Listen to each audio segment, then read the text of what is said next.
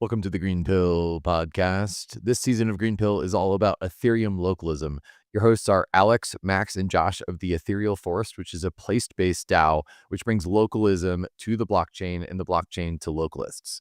Ethereal Forests are the creator of a conference which explores how to do that, GFEL, the General Forum for Ethereum Localism, which gives its name to the meme Ethereum Localism. They're also the organizers of the Local DAO Summer and the producers of the Ethereum Localism book. They're exploring the big themes of Ethereum localism, how localist coordination works from neighborhoods to bioregions, why it matters, which frameworks localists are using, and how blockchains can horizontally scale their impact. This season, you'll hear about strategies for bringing local change makers and global developers into deeper collaboration, why that matters for the future of a free and open internet, and how it impacts the shape and function of future network states. We're talking about whether or not blockchain recreates the extractive and asymmetric systems we know, and what must be true to usher in a revolution of global sovereignty and decentralization. To navigate this novel space and complexity of the intersection between technology and localism, you'll hear a different style of podcasts. Your hosts will be weaving into conversation interviews with experts and practitioners while supplying context into its relation with Ethereum localism. By making localism accessible to technologists and technology accessible to localists, this season serves as a primer you can share with your family and friends to help explain the revolutionary potential you see in blockchain technology and the ways it can impact daily lives in local communities. The next voices you will hear are your hosts, Alex, Max, and Josh. Enjoy this season.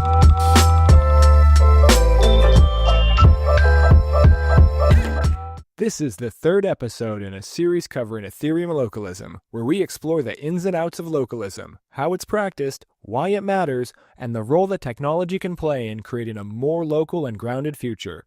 Today, I'm your host, Max. And I'm Josh. And we will be discussing why we believe the future of a free and open internet depends on a localist-first approach. The network state must be built bottom-up if we don't want Web3 to end up like the walled gardens of the internet as we know it. We'll talk with software developers, mechanism designers, and systems engineers who are crafting the tools to build new economies and means of community organizing. We'll also learn from seasoned localists about what works in creating positive impact for their communities, the limitations they face, and the opportunities for building decentralized networks of people who put impact over profit. This week, we're zooming in again to focus on the practical tools of the local commons. We're talking about the strategies localists and bioregionalists use, how decentralized technologies are beginning to support their efforts. Through organizing with communities on the ground, they know a lot about what's working, what the limitations are, and how we keep horizontally scaling local action. Many localists and bioregionalists cite challenges in creating economic and governance systems that truly reflect the needs of their community without reproducing the same centralized power structures they are trying to move away from. They want tools that make collaboration easier within and across localities while still preserving the unique character and autonomy of each place. Tools of the Local Commons is about addressing these challenges, exploring some of the existing practical applications, frameworks, and technologies that already empower communities to govern themselves and their resources according to their unique needs and values. Last episode, we explored bioregionalism, a social, economic, and political framework for how we live together in place. We explored questions around what bioregionalism is, its importance, and how we practice it, as well as its potential intersections with Web3. And we discussed what happens when our political and economic boundaries follow natural ecosystems rather than arbitrary borders, and when governance happens at the scale where life and culture actually occur. If you missed last episode, go back and have a listen. For the rest, here's a quick refresher. Bioregionalism is working within the natural flows of ecosystems where you are. The boundaries of a bioregion are kind of flexible. It refers to differing scales of bioregion. Like you might have a small watershed and everything that the waterways there touch, but like watersheds overlap with each other to the point of a whole global hydrological cycle. So it's just a way of, instead of carving things up in terms of like counties or states or nations, It's how do we relate with each other culturally and with the natural resource flows where we live in a way that tends to have natural boundaries of where those materials can flow in a way that is sustained within the carrying capacity of that land rather than extracting from or disrupting that. I would often encourage people to start with was thinking about where their food and water came from, taking that a step farther and thinking about where their electricity was coming from. Just becoming indigenous to the place that you're in is pretty fundamentally important for just being a good human being. I think there's just something that gets unlocked with that kind of curiosity of trying to just understand how life is sustained in the place that you're in. It also gives you the ability to have more power by being of service. It also gives you some referential power, or maybe just a lack of a sense of powerlessness and alienation, which is a lot of the time what people are seeking to do something about. The first voice you heard was from Magenta Ceiba, who's both an organizer and designer of infrastructure for bioregional economies. She is the principal systems architect at Bloomnetwork, a place-based social media network with a peer incubator for community initiatives. Not only does she bring a clear vision for systems change, but she is actively in the code, building strategies and working with local communities, helping them achieve their goals. The second voice was that of Ben West, a changemaker, organizer, communicator, juggler, anxious Canadian, and climate solutions advocate. He is currently the Chief Happiness Officer at Thrive Protocol, an organization that provides tools and systems that help crypto communities make ROI-positive capital allocations and attract, fund, and scale valuable contributions. Ben has a wealth of practical examples for how decentralized technologies can serve community and climate organizers. Their combined work and unique career tracks serve as examples of how to match technical tools with time-tested techniques for addressing real-life problems, grounded in local community need. But don't take my word for it. I'll let them tell you in their own words. Yeah, I mean, I guess I love that story of taking minutes with crayons. It genuinely is actually one of my first memories. My parents, when I was quite young, were both pretty involved in different social movements. When I was quite young, I lived in a housing co-op that my parents were both involved in. My father went on to actually work in the cooperative movement for his whole career, basically helping people set up co-ops. So I spent a lot of time traveling with him to different housing co-ops and attending board meetings and things like that. But the memory that I've got of taking minutes was actually at a co-op housing meeting for the house that we were living in, which was kind of an activist space in the Kitsilano area in Vancouver. Fast forward to, when I was in high school and college, I think I had just kind of been around movements where people had a fair amount of control and autonomy. And it struck me that the way that schools were run was this very authoritarian, sort of top-down command and control, and it just really did not jive with me for a whole bunch of different reasons. And I think because I'd had this model of people doing self-governance in various different ways, I just kind of blew my mind that everybody was just going along with being told what to do in ways that felt illegitimate. Arbitrary sort of exercises of power just never really appealed to me. In particular, I saw it as forms of bullying, just bad ideas being pushed on people. So I really gravitated to the more anti-authoritarian teachers. I got involved in student organizing, first in relatively, less kind of impactful ways, really just looking at how could we make our lives better as students, how were we being mistreated by the administration. In a lot of ways, my early work doing organizing was kind of just the path of least resistance. It just felt very sort of natural and organic based on sort of who I was hanging out with and the things I was interested in. Fast forward to college, it was the early 2000s. I started taking pictures in black and white photography of protest movements, students at rallies and stuff, and contributing them to the student newspaper. And then this awesome organizer in my college talked me into getting more involved at the college level. I'd gone through a few years of I don't know, I guess you could say sort of apathy, to quote Jim Morrison. I was more focused on getting my kicks before the whole shithouse went up in flames. I saw people doing good stuff, so I got back involved in real activist organizing. I got involved in the student society as an elected representative on the college board, and realized very quickly that this was the actual governance decision-making body for the whole college. that there was ways we could actually do real things that had real implications on people's lives. Managed to get a recycling program when our school didn't have one, which, involved doing a whole creative campaign on campus. We took unrecycled bottles and made art out of it and put it up in the cafeteria and did media stunts and things like that.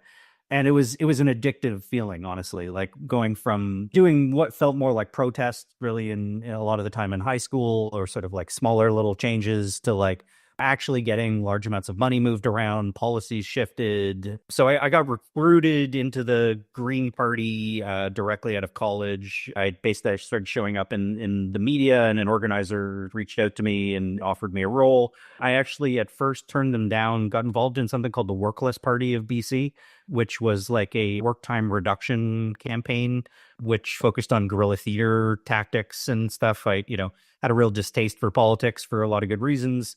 So we did things like bring work time reduction calendars and gave them as gifts to like people at Raytheon, and asked them if they would work less, and brought media cameras with us. We'd go to the business district and like hand out tickets to people who seemed like they're in too much of a rush. That like just really stupid stuff, honestly, but it was fun and got a fair amount of attention, and somehow actually finished third in a mayoral election as the mayoral candidate for the Workless Party. And at that point, the Workless Party said, "You were way too serious, man. You should actually go and hang out with the Green Party." So I graduated from, I was working far too hard. I mean, ironically, I was like a student rep on the board, a full-time student, a student union chairperson, made a movie about the Workless Party called Alarm Clock Still Dreams, and ran for mayor as well as provincially and federally all in the same year in 2005. So it was like probably the hardest I ever worked in my life working for the Workless Party, ironically. I spent like a good about 15 years between working for nonprofit organizations, doing all kinds of different stuff, largely environmental nonprofits, but some anti-war and social justice stuff as well. Hung out with folks from Known as Illegal and the BC Civil Liberties Association and others. And had always been really interested in technology. Like I was always the guy in the NGOs I worked in who was like, wanted to find the interesting new ways to use tech to like have an impact. I'm literally old enough that the first press releases I sent out over a fax machine. Like we converted the place I worked to like have our first email CRM system. Was like looking at nifty ways to like track oil tankers with the transponders and things like that. Like, so was always looking at ways to like find ways to make a difference. I was in particular really inspired by peer-to-peer crowdfunding.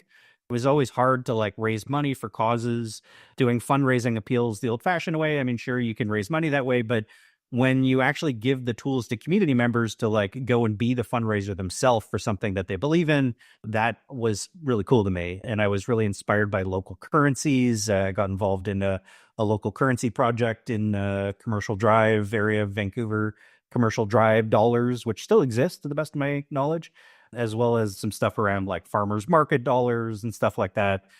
So after that, I worked for a place called Ethelo for 2 years. It's a digital democracy platform that's existed for like 10 years. I spent 2 years basically running public engagement processes for local governments, largely around major infrastructure projects and climate plans and things like that, but also like pretty traditional budgeting, community budgeting processes and things like that. And it was interesting to be like really deep in a space of like trying to take digital platform and like use it to maximize participation in decision making in meaningful ways. Thanks, Ben. And now, Magenta. I'm based in southern New Hampshire right now on the East Coast in the U.S., a little bit outside of Boston. Yeah, I grew up on a small family farm in the Midwest, and so I'm kind of just like innately connected to the land where I am. And I've been organizing with farmers here and material scientists and financial people around building a bioregional economy around the intersection of like food, fiber, and biomaterials for the built environment to help provide more financial opportunities for farmers and start to reconnect our supply chain and, goods infrastructure to materials that can be produced within a bioregion and within the natural limits of that. That's really my social life, where I moved here at the end of 2019 from the Bay Area, where I was an organizer for 15 years. I've been getting oriented with meeting folks who are working on those fronts for taking care of the land Our local work here is in relationship with several different indigenous tribes. There are many of them on the East Coast. So yeah, building like a strong co-governance system with them for bioregional finance. So that's a little bit about my rootedness in the place where I am. I think a lot of us came to this work through a lot of us being local leaders who are doing, local food system work, repairing their local watersheds, teaching people how to do permaculture, building these bioregional alternative economies. A lot of us came to it from our experiences with plant medicine and listening to the earth and the medicines directly and receiving guidance and having that relationship with the natural world, and for lack of a better word, relationship with spirit, the embodied living interconnected life thing that is earth and earth moving through space, whatever. Yeah, a lot of us have studied with indigenous elders. We'll go travel to study with their medicine traditions. There are indigenous leaders in Bloom who are themselves medicine people and tribal elders and chiefs. And the whole language of our network and how we talk with each other is rooted in this direct spiritual and plant connectedness. And that's the place from which we organize from, and less so from a mental place or something. And it's more embodied reconnecting of healthy cultural, tend to use the phrase regenerative cultures for what Bloom nurtures, more so than explicitly economy or any one category of things, because it's very holistic like that. Bloom Network, which is the main network I've been organizing with myself since 2011. It began in 2008.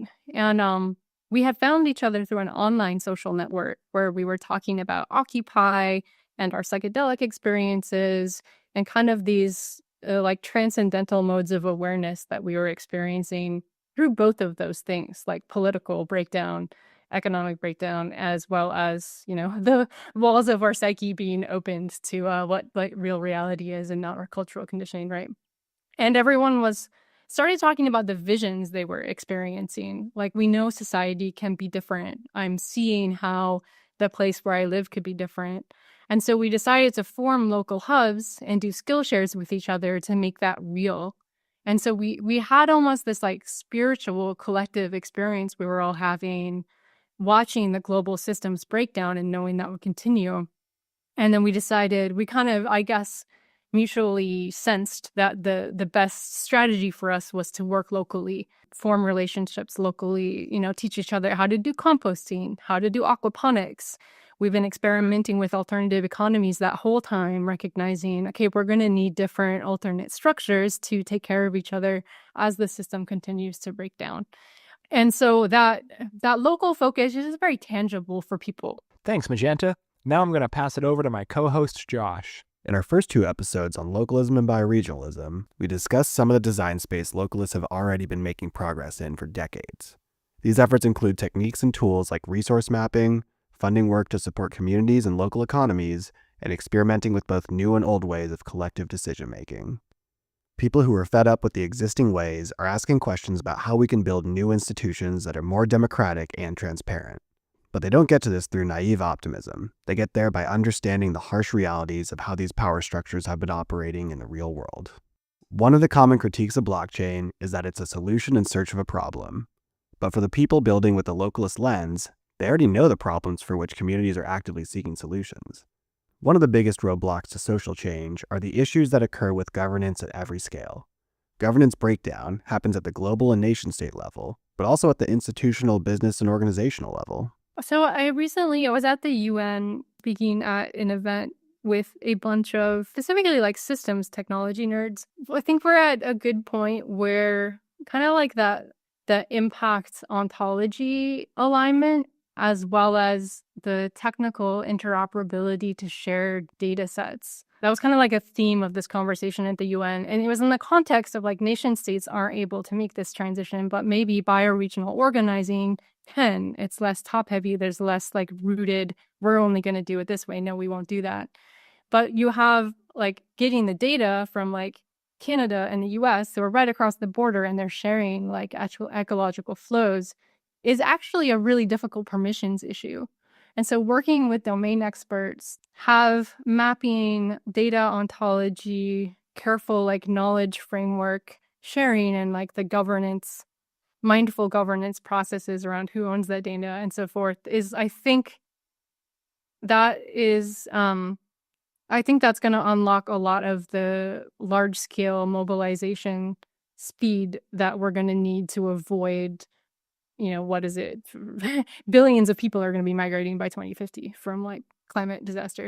And yeah, I think the willingness to interoperate through very basic standards and to lighten up around like, I need to own this standard. In my college, one of the things that was particularly transformative for me was seeing the difference between the university senate and the university board. The board was this very top-down appointed structure, and the Senate was representational of all of the different fields of study. It was almost kind of like Plato's idea of the philosopher kings or something. Like it was like these different areas of study, you'd bring ideas before them, and they would bring the best of their understanding from their field of study to an issue and make what seemed to me to be actually really good decisions, which were then often just kind of screwed up by this top-down appointed board. I've had that in my mind for a long time in the time since college. There are better ways to organize and sort of better structures for making decisions. We spent a very long time on Bloom because our former parent company turned out to kind of be horribly abusive to the local hubs, and like, we had so many problems. Like the marketing they were putting out was like so out of whack with the community that had built their following. And ironically, the company would have been successful if they had just like listened to us and the products that people were making in their network. Oh, it's such a mess. But the result of that was we had these really deep conversations about, okay, this is the power dynamic. This is the power dynamic in many of our families, in our cities, in our nation states, globally, in our corporations, where you have this power over and this disconnect between the people who are, in the day-to-day reality and the diversity of people and contexts to like make wise decisions together. When governance falters, from corporations to communities, we're faced with a deeper question.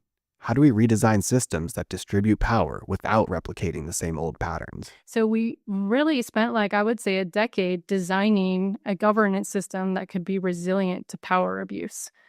We had a shamanic facilitator lead us through these very deep processes. We had a lot of different kind of world governance experts weigh in and help us design processes.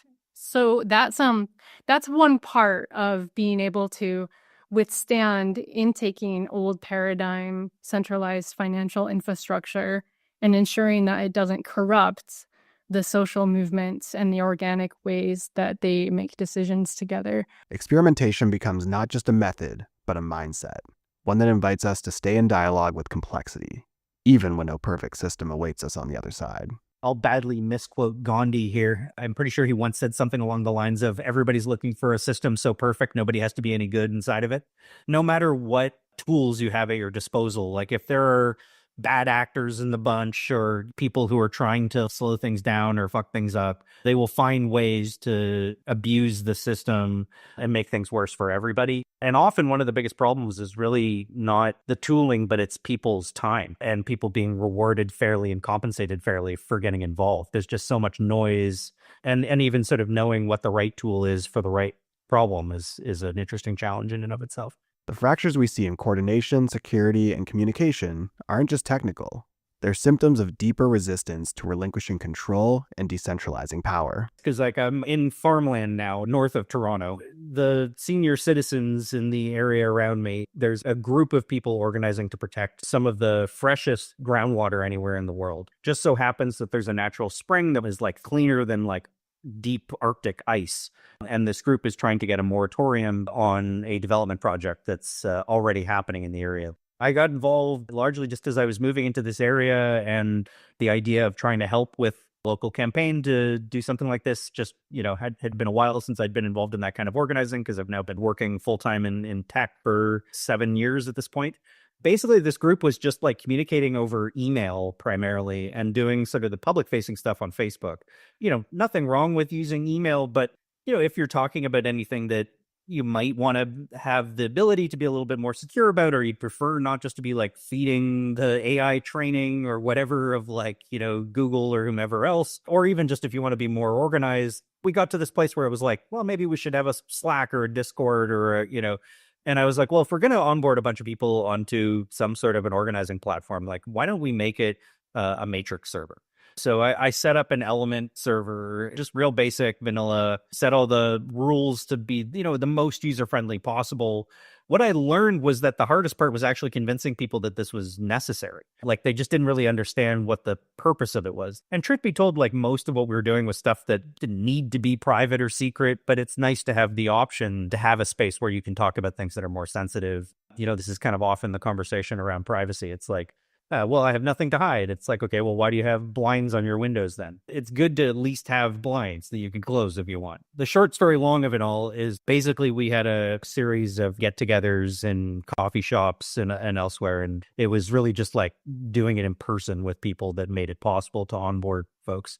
Tried to convince people to like have screen sharing Zoom calls with me, and worked for a couple different people, but not for everybody. A lot of the climate narrative, it's very abstract. It's really huge numbers. Most people absolutely cannot think at that scale. And the way the media systems are structured at the international and like national business level are very extractive. And so it's how can you get the most attention and glue people to your screens, right?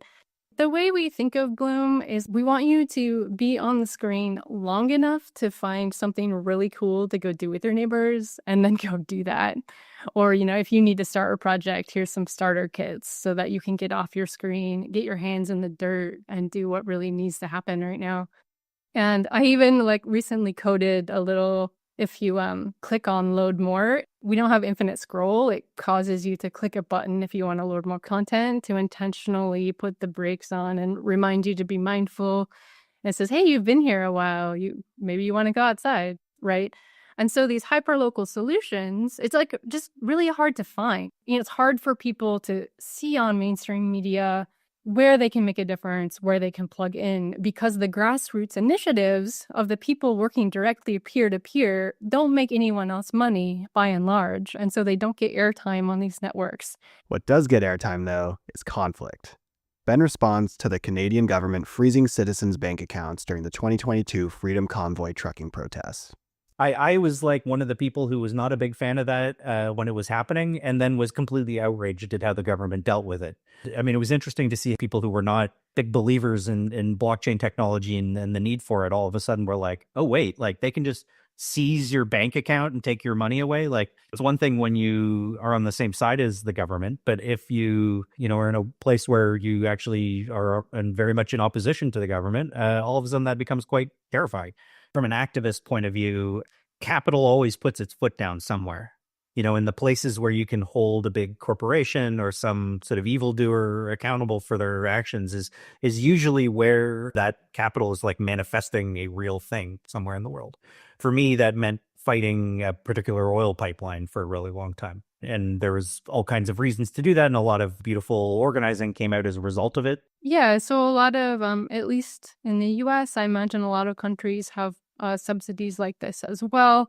It's, the US subsidizes shipping food and products from across the ocean with a large carbon spend, and the way that nation states tend to grow lobbyist structures and who has power to get governance decisions made about who gets money for what has tended over time to centralize that power among larger and larger corporations. And in this extractive dynamic from local autonomy, local well-being, local businesses, and the health of the non-human creatures that are there, right? And so a lot of what we do in Bloom Network and the adjacent networks that we're in connection with is work with people who are experts in supply chain transformation. For example, instead of houses being built with wood shipped from possibly deforestation in another continent, how can we make houses out of hempcrete? So a material that can be naturally grown here within the natural water flows of our ecosystem. And how can we, instead of using I mean, there's all the, I'm a materials nerd kind of, so I'll stop myself from going down the rabbit holes too far. But basically, whether it's mycelium, hemp, clay, or seaweed, how can we make materials that, instead of creating plastic waste and plastic damage in the soils and toxic paints in our living environments and just these extractive, top-heavy economic structures, how can we realign how we live, how we do business with each other, how we exchange goods with each other in a way that is in harmony with the people and plants and creatures that we live around, and is done in an equitable process of building wealth together, and wealth in the holistic sense of that, right? Like wealth of biodiversity, wealth of being able to care for each other and experience like healthy community, as well as financial wealth and building, cooperative financial power. Our localist listeners are probably nodding along right now. These are struggles that they face daily. Lobbying and subsidies manipulating our markets, fragile supply chains, toxic materials in our products, and communities fighting for financial sovereignty. Add to that the shrinking space for protest and free speech, a distorted attention economy, extractive media systems, vanishing digital privacy, ineffective decision-making processes, perfection becoming the enemy of good enough, clunky governance systems, perverse incentive structures, and coordination failures at every scale. Despite all these formidable obstacles, we must not lose hope. Transformation begins with clarity. By naming what's broken, we sharpen our vision for what's possible. Carefully examining these challenges helps us surface the right questions, the kind that lead us not just to critique, but to creation. And that brings us to the tools. If we're serious about shifting the dynamics of power, participation, and resource distribution, then we need to explore the infrastructures that actually support those shifts. So let's address the elephant in the room. You may have heard that blockchain uses excessive amounts of energy. The reality is, while that once was true, the blockchain tools that we've been talking about, smart contracts, DAOs, flow funding, use new blockchain designs that consume very small amounts of energy. In 2022, the Ethereum community switched the network from a power-hungry system to a much more efficient one. The change reduced Ethereum's energy usage by over 99%, making the blockchain much more sustainable. I actually did a fair amount of reaching out to environmentalists around that time to make them aware of what was going on. I think arguably this was actually one of the biggest reductions in energy consumption from any industry on Earth in history. If you think about sort of the scale and scope, and the fact that that was done in a decentralized way, not in a top-down way, is phenomenal and fascinating and has been really win-win. Let's address another elephant in the room, that crypto is a scam. Let's unpack the nuance here. This season, you have heard us mention sovereignty many times, but what does that really mean? If we want technologies which draw down power to local communities, it means putting those tools into people's hands to use as they will, and not being able to control how they use them. I can tell you that most of my friends from years of being a climate activist cannot understand my interest in cryptocurrency at all. If anything, they, associate blockchain tech with scams and lots of BS and really a lot of the people that, they see as the enemy. To a certain extent, I think they are right about some of those things. The beauty and problem with open source technology is that anybody can use it.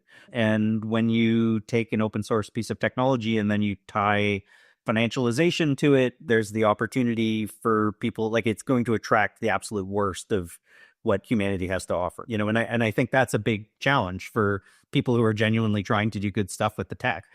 Just like any tool, people can use it in good ways and bad ways. You could take a hammer and build someone a house, so you could hit them over the head with it. And this nuance can be tough to sit with, but it's important to look at the systems that this technology is capable of creating alternatives for. Many financial crimes are committed using the legacy financial system, but crypto critics don't expect people to abandon that system simply because it generates unsavory outcomes. This was at the same time that a lot of the sort of anti-World Trade Organization type organizing was happening. I just saw the problems with the World Bank and the big banks, and I saw crypto as kind of the opposite of that.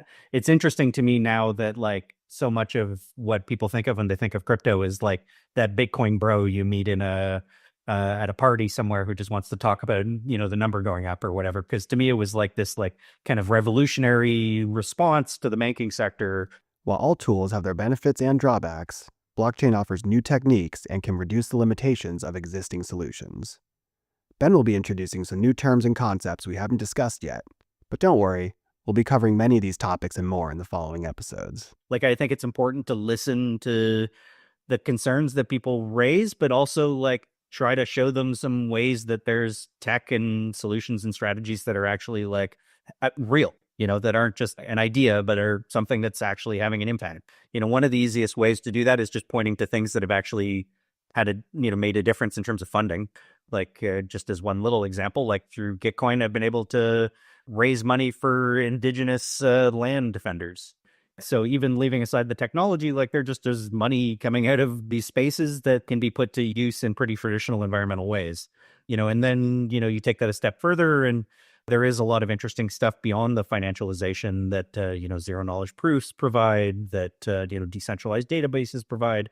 There are ways that, having a ledger that's distributed and immutable and interoperable and composable can be genuinely useful. I love seeing blockchain tech being used for like new versions of local currencies, that you can program your money in all kinds of different ways. And, and I think we're just at the tip of like what could be a really juicy experiment in that space. Everything from renewable energy financing, renewable energy certificates, the ability to like not just do carbon credits, but actually like have monitoring, reporting, and verification, which is actually a big gap in the sort of traditional carbon credit world. I also think there's a fair amount going on in the like carbon accounting space and the supply chain space that's really interesting. The localized energy grids are fascinating to me. So anyway, I could take us on about 20 different directions, but like it's actually a lot of the like uses of blockchain tech as a database and really as a software stack, that are super exciting as far as I'm concerned. And, and as a privacy and security advocate, I feel pretty strongly that the digital identity stuff, KYC process without needing to dox yourself in the same ways, that is something that's really worth paying attention to. There's often like actual financial reward associated to, messing with the workings of DAOs, like with Sybil attacks and things like that. It's actually opened up a whole interesting landscape of like, okay, well, how do we do digital identity correctly? And how do we ensure that, the people voting are actually the, quote unquote, right people? And being at Gitcoin has actually been a great place to be part of that conversation because of Gitcoin Passport and, because of, really the whole idea of voting with your wallet and like sort of harnessing the wisdom of the crowd. Identification, a service usually managed by the state, makes financial misconduct more difficult and enables more trustworthy voting systems. And without it, these systems can break. Okay, let's get real. Putting your community in control of their own financial infrastructure and the services traditionally provided by the state seems like some far-off sci-fi speculation. Are people actually doing something with these tools today? Sure. So I'll start with the future that is here now. Bloom is very much in that, William Gibson space of the future is already here. It's not distributed yet. And so even right now, the team in Uganda, it took them 20 years, but they got permaculture approved through the entire Ugandan school system. So they teach the kids how to do permaculture. They go home and plant organic permaculture gardens. Their families have healthy, fresh food to eat. They also teach the kids entrepreneurship skills. And so they're creating businesses around like novel organic fertilizer combinations that then they go on to sell businesses and have like a financial occupation after graduating from school that's integrated with their coffee exports. Like one of the crops the kids grow is coffee. They sell that through their organic like US and EU certifications, like distribution system. The profits go back into the school. And so we're now starting to talk with them about implementing that in the Northeast US, in the Midwest US, in Liberia, in Costa Rica. That's an example already existing and happening now, where we're starting to weave these regenerative trade networks of like real authentic relationships, and where the whole supply chain integrated with healthy futures for kids and like real education. That's happening now. If Bloom is successful and if we're able to attract more funds into the financial mechanism that we designed, that's just going to exponentially scale. And we're going to be able to share all these types of innovations that we've been iterating and discovering. I mean, that's what we're set up to do, and we're set up to do it very quickly. That's just one example. So the Ashwar people I believe they're in Ecuador, have made these solar-powered boats. And so we really want our regenerative supply chains to have indigenous designed solar-powered boats. The Bloom in Texas is restoring their aquifer, which is horribly depleted and getting much worse. But they have these techniques that they've done of the one name for them is a beaver analog dam. It's a small scale human leaky dam, basically. But they're starting to collaborate with the Army Corps of Engineers to get more people to participate and build these so that they can slow down stormwater as it runs off depleted soils and sink it into the ground, restore plant life, recharge their aquifer. And that's just one example of many other watershed restoration techniques and experts that are across our network. And so we have envisioned scaling that up over time to address the global water shortages that are going to increasingly happen, restore watershed cycles where areas are flood prone, install water sponges. There's just this huge capacity of really deep decades and in some cases millennia long bodies of knowledge around this stuff, right? And so the connective tissue that we've built with Bloom Network and the financial and media infrastructure to help people scale and discover and piggyback these and fork and replicate these things. Yeah, if we crack the financial gap that there is right now, I think that's all going to go extraordinarily quickly. We're also collaborating with Refi DAO as well, so we're starting to have multi-network effects, right? And the tech is being wired up where we're able to share the knowledge across these networks and share the financial incentives and visibility of who's doing what across networks by sharing APIs and very carefully designed simple JSON consistency for the data sharing, right? Then we start to be able to collaborate with government scale budgets and start to get those plugged in, and then convert these top heavy extractive governance and power systems into community powered, equitable ownership of food, of housing, of energy, and restore this very out of whack colonial civilization that a lot of people and creatures are suffering under. One of the things that I'm just finishing up on the feature side, we reward people for documenting the regenerative actions that they're doing. It's there's an incentive, financial incentive built into Bloom Network for folks to make their work visible there so peers can learn from them so that they learn to better document their impact. They earn a reputation token through that, as well as get a distribution from our grants pool. But the feature I'm just finishing now is they can use that reputation token to see what goods and services and businesses are operating in their region that are values aligned, a way for us to share our surplus with each other. And so that uses this whole system media / financial engine to bootstrap business discovery in a region by sharing our surplus and then starting to trade more within and across each other instead of going to Amazon and getting, this thing you need from China, this local maker that you really have a relationship with. And maybe you both went out to a farm together and helped do a planting or a harvesting there. And so it's this, the attention is literally my instructions from ayahuasca were to grab hold of the media system and plug it back into nature. And so that's what I've been learning how to code and engineer so that we can redirect our attention back to her and those living relationships. At this point in the journey, a pattern is emerging, or maybe it's been there all along waiting for us to name it. Many of the challenges we've explored, from climate breakdown to extractive economies to the bottlenecks of grassroots organizing, all seem to echo a single fundamental dilemma: coordination failure. We have discussed it wearing the masks of governance and economics. The truth is, these aren't separate issues. They're two sides of the same coin. Quadratic funding and different flavors of that really is a form of governance. We don't think of it as governance as much as a grant program, but it really is at the most basic sense, it's deciding what to do with scarce resources, how to distribute them. It's kind of the fundamental governance question. Economics and finance are the measures of our resource environments and the tools with which we interact with those resources, and how we make decisions about their allocation. That's governance. Being able to make decisions at the local level is important, and so is collaborating to achieve collective goals at economies of scale beyond the capacity of existing market mechanisms. And this is where cosmo-local coordination assists localism. Having access to food, functioning watersheds, housing, transportation, and energy infrastructure are all heavy and must be managed at the local level.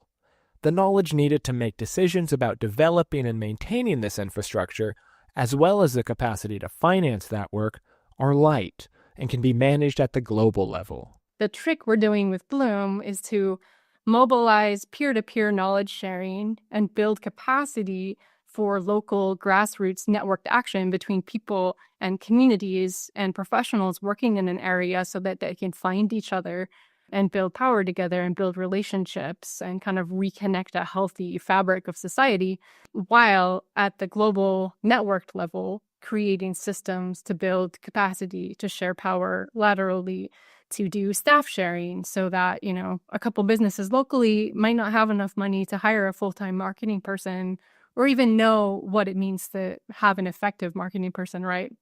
But if we have a values-aligned team of those folks at the international level, then we can share the staff capacity among them. And so those people have a higher context and exposure to what it means to build local sovereign economies. Local Bloom hubs tend to be decentralized in terms of place instead of like land nodes. It's like urban to rural spread, and they're very geographically dispersed networks. And so that's some of the like power and autonomy that can come where we can help build entire local food systems and bioregional economies and are like successfully doing that because it's not the centralized model of like, one eco village. Bloom itself is like very decentralized. It's not like there's a Bloom brand doing a thing, right? And that decentralization helps the kind of connective tissue and coalition building and cross-movement resource and knowledge sharing so that on the food systems front, we can get people connected with the land trust experts who can crowdfund getting access so farmers have permanent access to growing food, or cooperative real estate so that people can take real estate off the speculative market and into community ownership so they can build longevity of building wealth and care for their place together. And it's very integrative connective tissue. Like we're modeled on actually how my mushrooms work in nature, like connecting information and different species across the forest floor. That mycelial connection she's talking about is cosmolocal flow funding, part of the BioFi design space we discussed last episode. It's mycelial in that it's sensing and responding in real time with diverse inputs into where resources are needed the most, while composting the existing rigid institutions and their functions into more flexible form. Let's just do that and start to break up these silos of who has the data and why and whose business model is tied to what, because increasingly we need these like interwoven business models. Like I think Octant is developing some piping right now to flow more protocol and company profits through into public goods, for example. But that public goods piping is starting to be more and more built out between Gitcoin, between like Bloom's unique retroactive public goods funding thing, through Octant, through all these different experiments, right?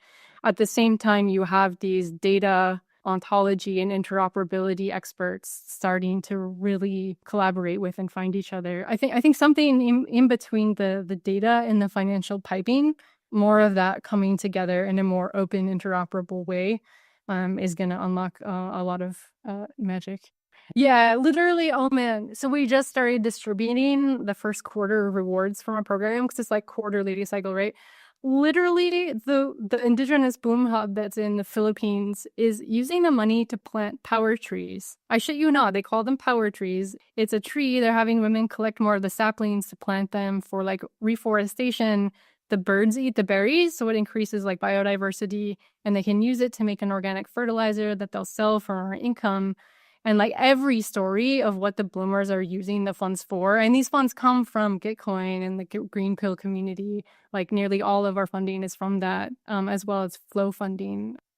Yeah, all of the stories are like what the money's going back into, more like regenerative, holistic entrepreneurship in this like interspecies care for each other is just like so completely mind-blowing. It makes all the work like worth it. Our guest this episode, Ben and Magenta, gave us a grounded view of some of the challenges and tools shaping today's common-based organizing. We saw how local action, rooted in place and equipped with global coordination tools, can support a growing substrate for solidarity. They remind us that beneath each barrier to local coordination lies a deeper, more persistent challenge: how we make decisions together about the resources we share, and that technology, when it's not extractive, can be liberatory. From community currencies to participatory decision-making, from Bloom's subversion of corporate media to Ben's visions of DAOified civic processes, what's emerging is a whole new grammar for collective action. It's not perfect, it's messy, but it's alive. These aren't just experiments, they're prototypes of the possible. Prototypes of a world where governance is participatory, not exclusionary, where economics regenerate rather than degrade. Ultimately, this is a story of people reclaiming the capacity to shape their own futures, not through centralized fixes, but through the patient weaving of networks, narratives, and neighborhoods. What we've started laying out is an operating principle for a world where we take care of each other and our ecosystem through shared infrastructure and local autonomy. For localists, this is an opportunity to horizontally scale your solidarity. You don't have to give up autonomy to plug into a global network. The knowledge, tools, and funding streams of decentralized technologies can help you meet these local needs more effectively. For Web3 builders, if you've been making solutions in search of a problem, here are your problems in search of a solution. Ethereum localism offers more than just a compelling narrative. It's a framework for making real-world impact. The onboarding problem isn't just technical, it's contextual. Cosmolocal coordination is not utopia, it's protopia. These are the stories of becoming. Just build more awareness of the regenerative, place-based, local community-led development that's happening all over the world so that more people can find it, more people can participate, more people and companies can financially support. It's not always that the specific fight that you're in that's the one that really bears fruit. It's that larger sort of movement building and community building and relationship building and skill building that comes along with like whatever it is that you're taking on. Just like in Web3, where a lot of the benefit comes out of like iteration and not being too stuck to like one particular set of goals. I've seen the same sort of thing happen in sort of fighting local infrastructure fights. You get sort of involved in a place-based thing. It actually does a lot of the really important work that feels a little bit more esoteric around, community building and like sort of, building networks that are strong and resilient and all that good stuff. So anyway, that's my activist. Capital puts its foot down somewhere. It's a way to compost the failing systems of extraction and build new pathways of collaboration. And next time you hear someone say localism can't scale, or that tech can't care, you can point them here, to these voices, and say, we're already doing it. Looking forward, in the following episodes of this series, we will take a deeper dive into the alternative economic and governance frameworks that are quietly transforming how communities organize, allocate resources, and build resilience. We'll explore how economic systems, both mainstream, emerging, and ancient, shape our ability to govern fairly, and how governance, in turn, determines who gets what, when, and how. Together, we'll trace the thread from grassroots experiments to global protocols, learning how tools like mutual credit, community currencies, and participatory budgeting open up new possibilities for place-based autonomy and collective agency.